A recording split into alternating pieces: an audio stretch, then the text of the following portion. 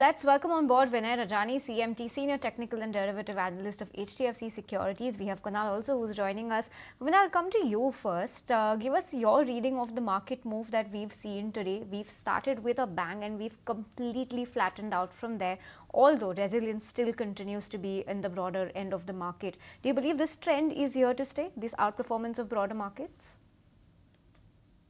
Good afternoon, and thanks for having me on the show. So yes, today it was on Nifty was almost 350 points up, and in the first half it was holding very well. But unfortunately, after the second half selling, we can say that we are still into consolidation. So on closing basis, we need a breakout, but it is not coming. 25,200 happens to be the very strong resistance, and that should be taken out on the closing basis. That is not happening, and obviously there are very news flows are coming, and on the basis of that volatility is emerging. But overall, if you were to see for last 6 consecutive weeks, Nifty is into consolidation and market is not getting any momentum and direction on the one side.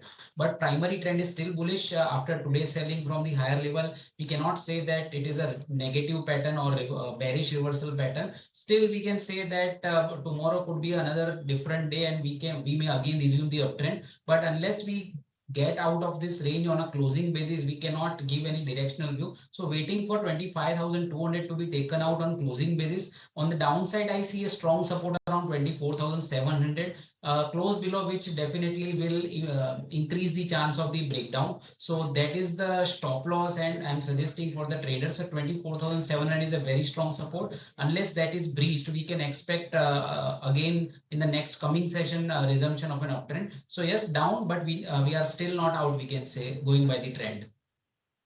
Well, down but not out. What will make us out and what will bring us in again?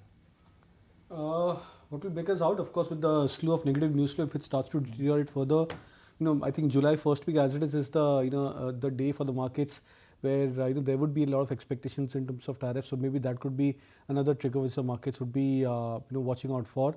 What could move the markets higher, I think, and that purely is when you see strength across 2 or 3 major sectors emerging back. So, for example, banking stocks, financials, that remains to be the top heavyweighted sector. Then you have the IT stocks. So far, I think the IT stocks in the last 2 days have just about gone into a bit of a disarray in terms of the price performance. Maybe that has to start looking a lot more attractive. And then the mid cap in the market have to start going back into a zone of a very strong breakout. So there have been individual stocks which have shown signs of good price action, good volume action, but then there is either lack of follow through or the move doesn't trickle into the other sectors or other stocks within the sector. So that's the other concerning part. It's interesting saying, Kunal, that 9th of July is when the tariff window ends. And with all the yes, no, I don't know, deal, no deal, deal round the corner, final stage, nothing has come so far. And now we are getting dangerously low to what could be called as this entire suspend impact. So it's a matter of maybe a week or certainly post in the first week of July, markets would say, show us the deal. The deals may come in the 11th or 59th minute or maybe 1 minute after the 12 o'clock strike. But somewhere the so-called Cinderellas of the world, they will start getting worried. Why? Because the markets right now know that there is a deadline which is at play. So this is something which markets are taking for granted. But and these deals are complex deals, and deals are centered around currency. Because the deals between India and between US and Japan will only be successful if there is not tariff but also view on currency. China deal only will be, China, let's say, appreciates the currency. Then the deal is of no sense.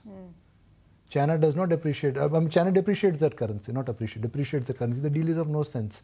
So that is something which we need to start thinking about and start talking about. I'm surprised nobody's talking about it. So I think if you're asking me for a risk, I think that is an unobvious, but unintended, but it is more like a event which we need to now start talking about.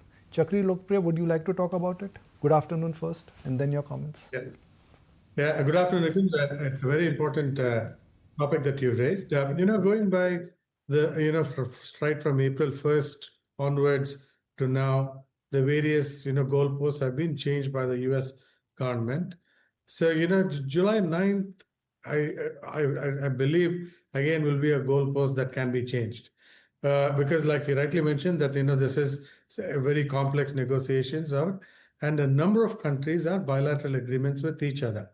India with UK, India with EU, India with US, and like that, so many permutations and combinations. So I think for the US, they need deals really with only about 18 countries, which are significant to the US.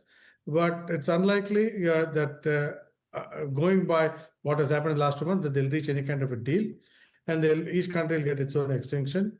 I think that's where we're headed to, and therefore the market will be waiting, watching for until each thing happens.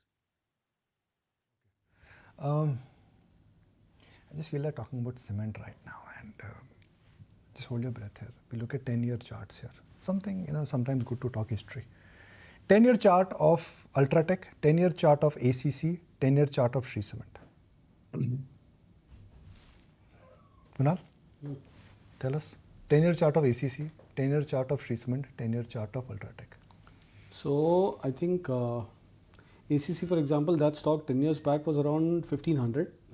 Right now it's at 1850 thereabout. So ACC in 10 years has not given you any return. Yeah. Even the Holcim was owning it, which is one of the biggest and the most efficient cement company in the world. And Adani has been owning it from 3 years now, almost 3 years now. So all that assumption that, okay, big corporate groups have come in, efficiency would kick in, it's not worked out. Let's look at Shree Cement. Ultratech Cement, that's moved from 3000 to now 11,500. So it's almost Which is not 4x. Which is like slightly better than markets. Yeah. Slightly better. Now let's look at Shree Cement. And Tino Cement, yeah? Same cheez. Yeah. Shree Cement from 10,000 to almost 30,000 right now. Yeah. So just think about it. I mean, how underperforming cement stocks have been. How much they have underperformed, even though the GDP in 10 years has gone from 2 trillion to 4 trillion. Real estate is in a bull run. Road is in a bull run. Capex has done rather well. Infra has done rather well. The roads and everything has done well. The sector has seen massive consolidation. Smaller players have got out. Ultratech has just about bought every small player, and ACC and Ambuja have bought the remaining players, and the players which are there now have such small capacities that they cannot call pricing power. I think Dalmia Cement also has gone through an M&A. They've taken a Capex change. So the mystery of cement continues. Chakri? Yeah, you raised a very good point, Nikunj, which is if you look at cement companies in the last, let's say, 7 years or 8 years, they've had hardly any pricing power. Their price increases at best have been way below inflation. And, thanks also every now and then the government saying that, the cement prices should not be increased. And second, because there was competition, now you have 2 large players. But that's another reason which contributed to the lack of this market-beating returns for cement as an industry. Now we have to see with Ultratech and ACC, becoming the 2 large players, whether they'll show some signs of pricing power. We appreciate that view. We'll slip into a very short break and we'll talk about the last 15 minutes of trade and keep the discussion going with our experts on the other side when we return.